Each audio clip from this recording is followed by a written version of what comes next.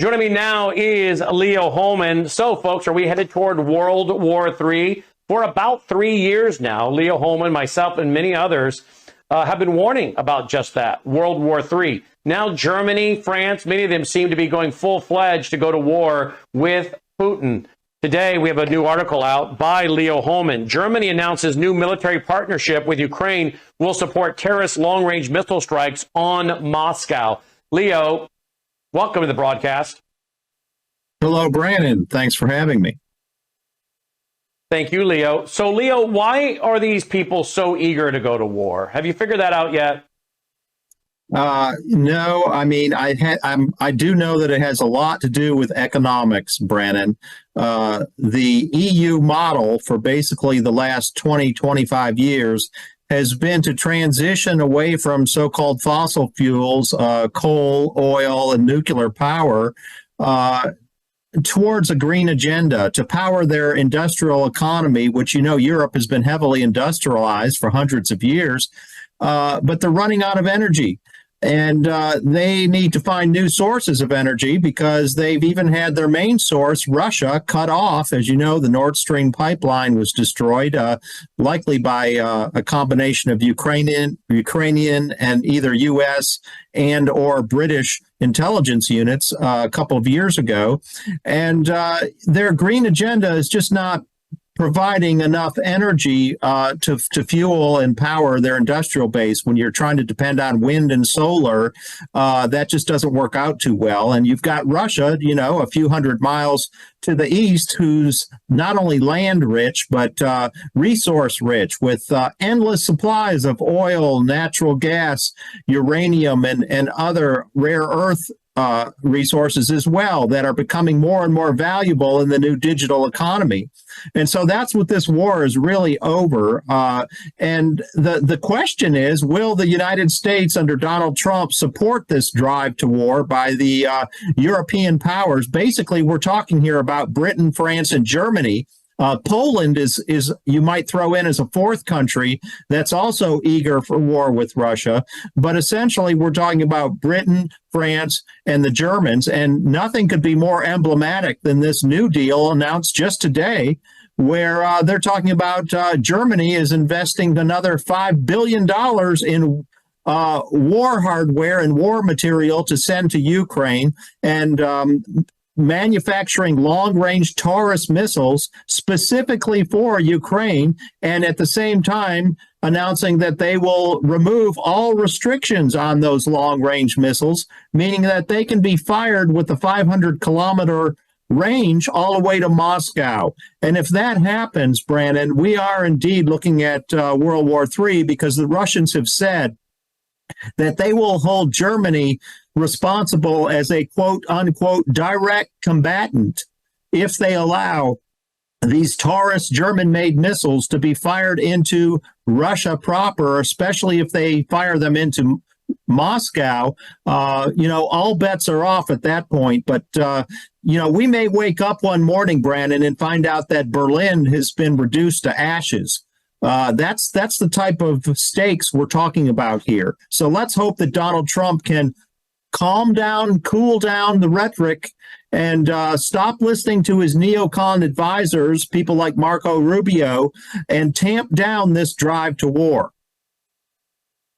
Absolutely. Do you think these guys like Chancellor Friedrich Merz, who's again all about your article, New Pact is virtual merging of the two countries, military industrial components, sending these, you know, Taurus long-range missile strikes onto Moscow. Are these guys part of a death cult? Are they stupid? Are they so arrogant they think they can overcome Putin, who has these supersonic missiles, the Satan II? It doesn't even shoot off with a normal trajectory. They get up on the atmosphere, they skip along, and then they can release multiple nuclear warheads at one time. Germany really thinks they could overcome Russia. I mean, if Putin wanted to, Germany would be gone in a matter of minutes, right? Yeah, I believe Berlin, the hypersonic missiles could be launched from Russia and be in Berlin in about 15, 20 minutes? So you'd have little or no warning. And they have absolutely no even if they did have warning, they'd have absolutely no defense. There's no anti-ballistic missile on the Earth today that I know of that's capable of shooting down these hypersonic missiles. You're absolutely correct about that.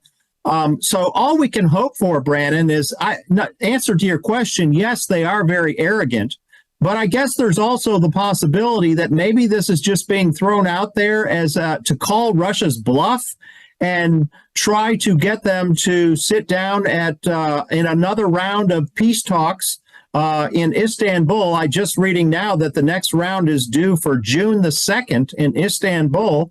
So maybe they feel like if they threaten Russia with these long-range Taurus missiles, maybe Russia will, change its mind and agree to a ceasefire under terms more favorable to Ukraine than would otherwise be agreed to. Mm-hmm. Where is Medvedev now? The former president. What is Medvedev doing? Where is he at? What's his position in the government? He is, I believe, on Putin's National Security Council. So he is the equivalent of a Mike Waltz who just resigned from that position at the White House. What would happen if what appears to be an attempted assassination attempt against Putin in his helicopter the other day, the drones by Ukraine? Very little reported, by the way. NATO. Yeah, very little reporting on that. If Putin were assassinated, who would take over, and how do you think they would respond? Well, there's an absolute chance that a hardliner would be in position to take over, someone like a Medvedev, or maybe even perhaps more aggressive. I mean, there's breaking news being reported right now by the Russian news agency RT, just as an example, saying that Russia is ready to shoot down Taurus missiles and strike, quote, if needed, at the places from which they were delivered, unquote. And that's a quote from the State Duma Defense Committee chief sending a serious message of warning to Chancellor Merz in Germany. Putin has been extremely restrained in his responses to a lot of these moves by the NATO countries.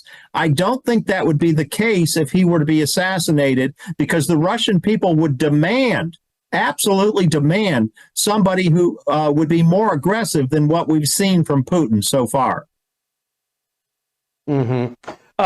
And do you think it's the bankers pushing this? And the reason I go there is you have an article at leoholman.substack.com. Legendary geopolitical psychoanalyst Martin Armstrong says Europe is committing suicide. The question is why? Why are European leaders so desperate for war with Russia?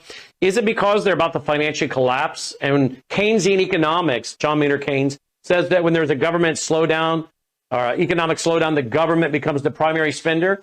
Are they needing a distraction, number one, for a collapsing economy? And number two, are they going to make up for it by having the government become the primary spender, which the bankers love because they finance the wars? I mean, so are there they have recently why they're announced, pushing for war? You're right.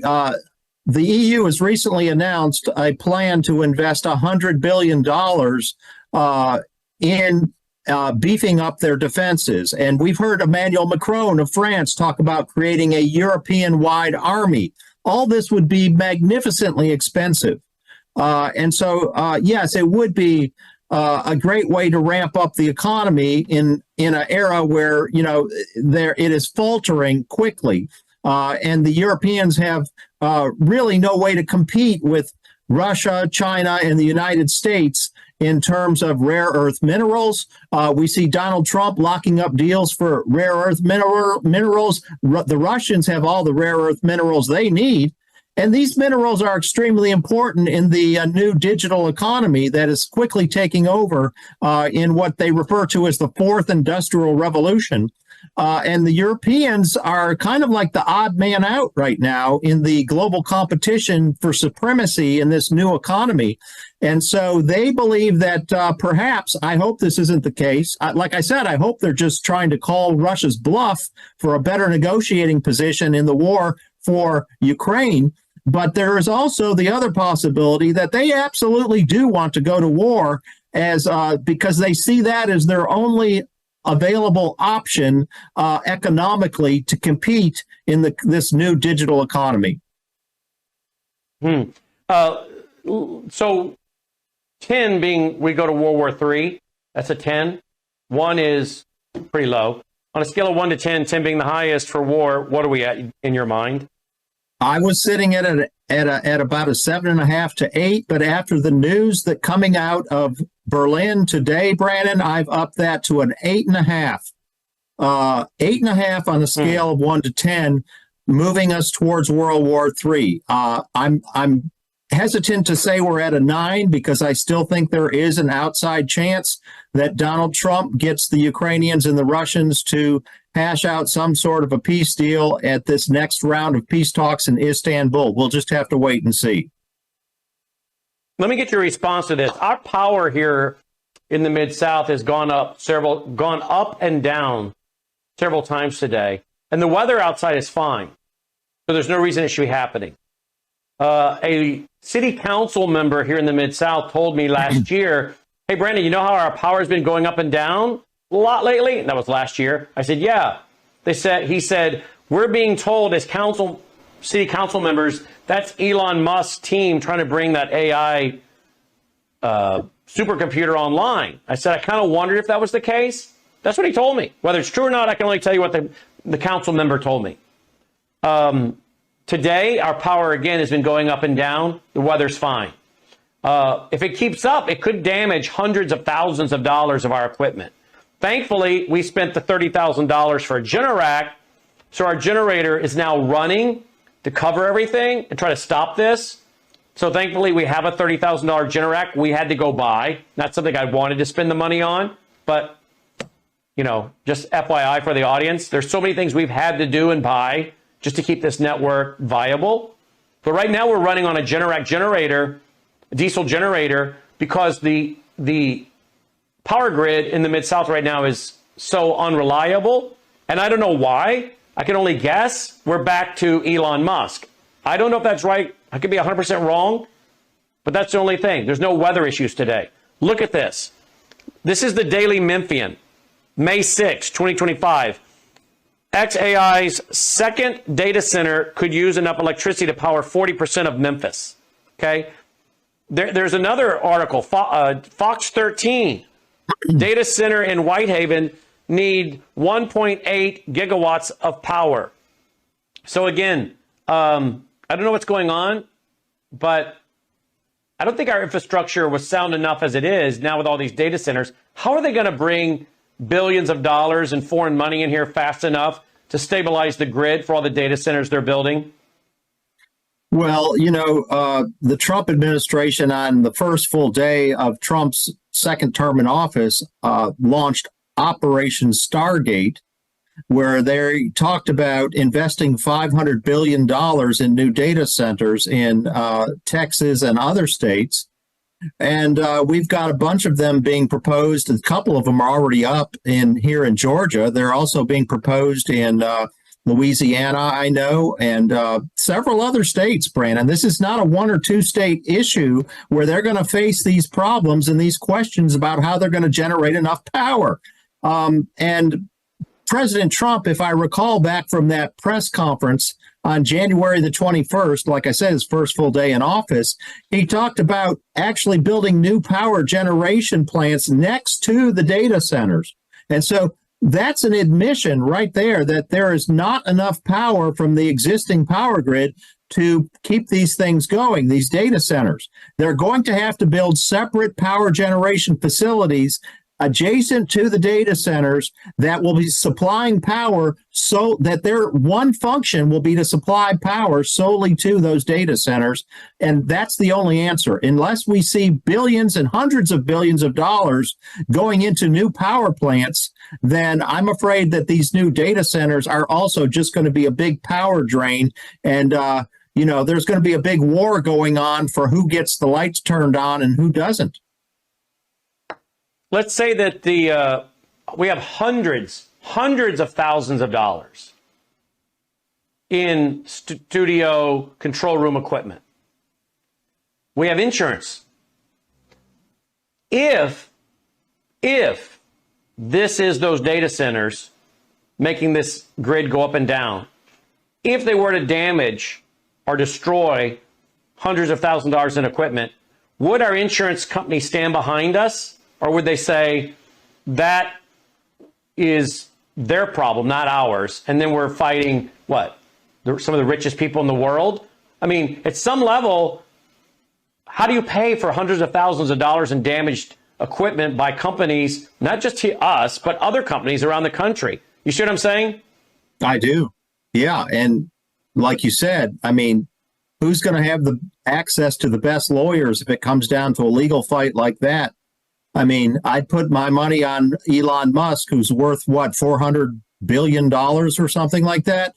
So how are you going to compete with something like that? That's what I'm talking about when I say wars will be going on. Legal wars will be fought over who gets first dibs on the electric power when electric power is suddenly, almost 10 times more valuable because of these data centers scooping it all up. Mm-hmm. Logan, were you trying to say something to me?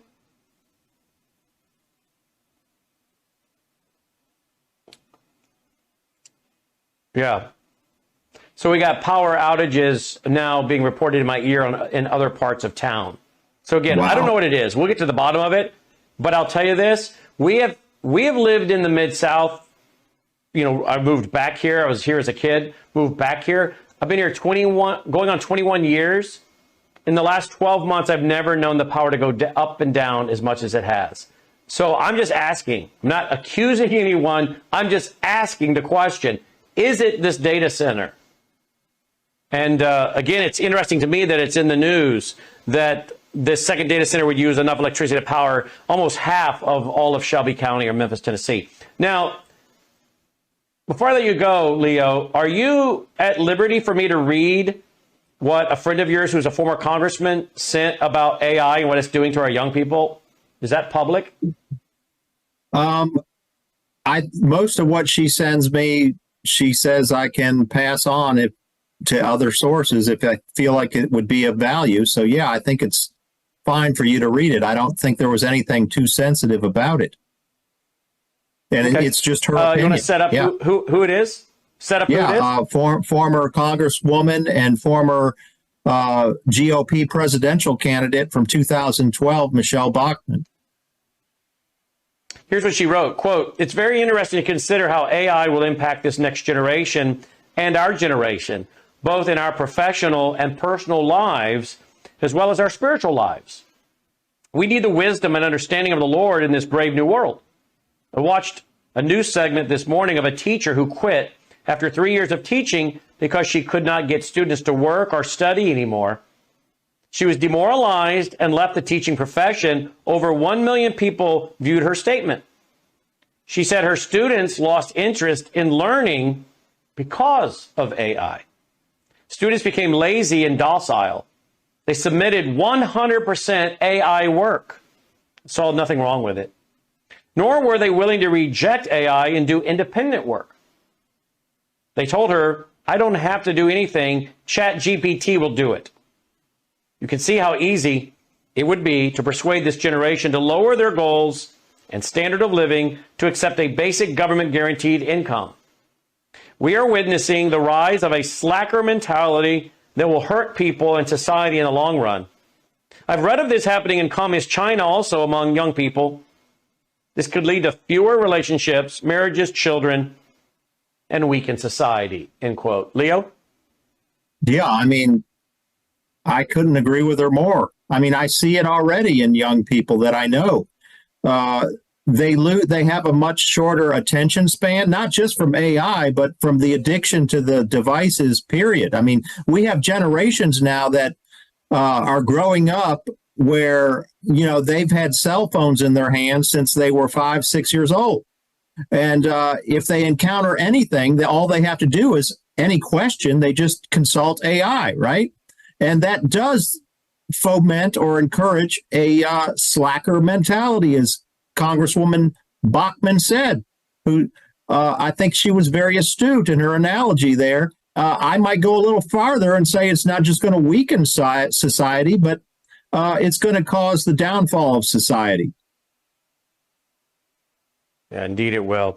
LeoHolman.substack.com. A ton of articles over there, more than we have time to get to tonight. LeoHolman.substack.com. I know you're out of town for a family trip. Thank you for interrupting that to be with us tonight. No problem, Brandon. It was a pleasure to be back with you. I know I've had like 2 weeks off from Worldview Tube interviews. So, yeah, good to be back. Well, I'm afraid it's going to be a busy summer and fall, but we'll look forward to having you on again. Be safe, my friend. Thank you. Same to you. Leo Holman, LeoHolman.substack.com. We'll be right back after this break.